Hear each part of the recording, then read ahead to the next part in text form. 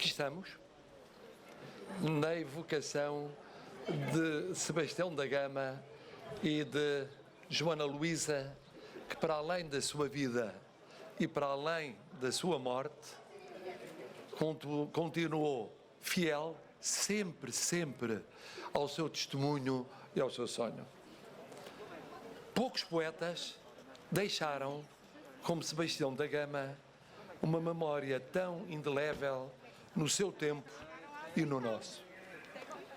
Mais do que a recepção crítica ou do que o estatuto de Sebastião da Gama na poesia portuguesa, o que impressiona 7 décadas após o seu nascimento, a sua morte, quase 7 décadas após a sua morte, é a persistente imagem de um homem bom, que encontramos nos testemunhos de quem com ele conviveu e de quem, muito mais tarde, leu os seus poemas ou o seu diário póstumo.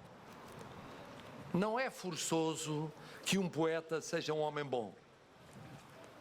Há até uma genérica suspeita quanto aos bons sentimentos em literatura.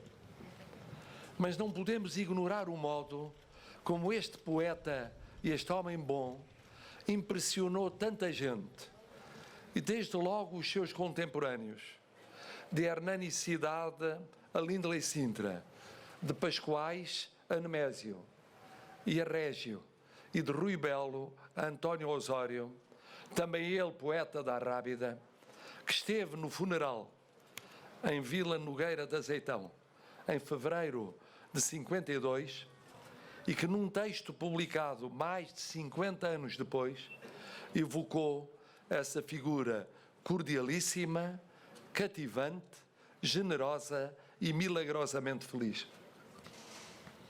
Sendo os atos e as obras, não a personalidade ou o caráter, o que mais duradouramente fica, podia julgar-se que a personalidade e o caráter de Sebastião da Gama, por mais distintivos e distintos que fossem, não teriam grande relevância décadas passadas sobre a sua morte.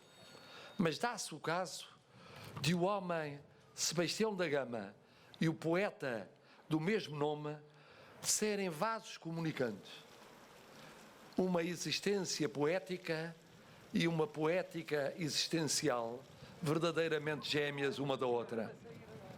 De modo que podemos dizer, assinalando, aliás, a sua proximidade ao movimento da presença, que ele era, na terminologia de José Régio, um caso. Era um caso.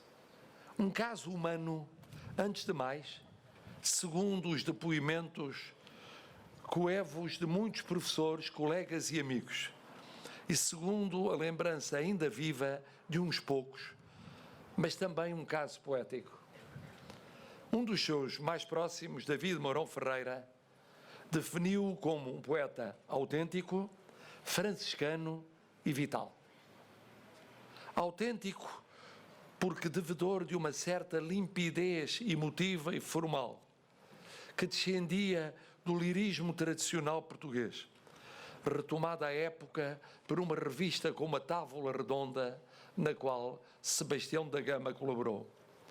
Franciscano, devido ao seu vivo sentimento da natureza, dos animais e das coisas, à sua fraternidade, ao seu ecologismo antes de tempo, à omnipresença da Serra-Mãe da Rábida, onde vivia por gosto e por resguardo, mas também devido à fé que o animava e exaltava, na linha que caracterizou outros nomes surgidos nessas décadas, como o igualmente malogrado Cristóvão Pavia. Vital, finalmente. E talvez seja este o seu traço mais característico e mais inesperado. Porque de saúde frágil e desaparecido precocemente aos 27 anos, Sebastião da Gama nunca abdicou de transportar nas suas palavras, no seu exemplo, no seu discurso pedagógico E, claro, nos seus poemas, a morte e a vida sempre interligadas, sempre indestrinçáveis. Porque se a morte que o perseguia é uma presença constante, obsessiva naquilo que escreveu, não menos flagrante é a existência para este poeta de uma boa esperança, de um campo aberto, para citar 2 títulos seus. Autor de elegias otimistas, na perspicaz expressão de David Mourão Ferreira, o nosso poeta deixou este legado que ainda hoje aqui celebramos. Uma consciência aguda da fugacidade, ele sabia que a sua vida seria fugaz, que é um hino à vida, um hino aos seus milagres, um hino à esperança contra toda a esperança. Foi assim que ele foi assim que ele viveu, foi assim que ele escreveu. Com esse hino à vida, aos seus milagres e à esperança contra toda a esperança.